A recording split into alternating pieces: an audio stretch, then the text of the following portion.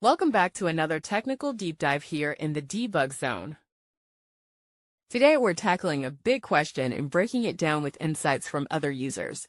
Hopefully this clears up some misconceptions and helps you get the answer you need. So buckle up, stay a little curious, and let's jump right in.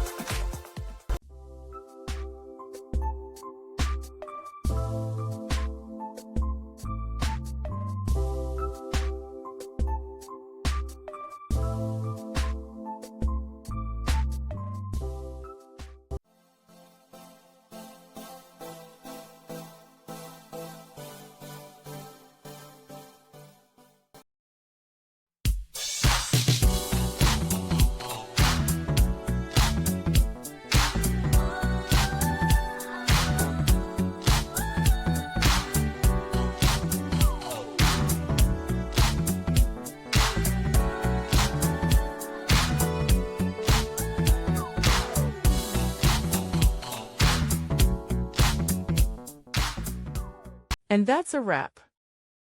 I hope you found the answer you were looking for. If you did, take a second to hit that subscribe button. It really helps out. And let me know in the comments which solution worked best for you. See you next time in the debug zone.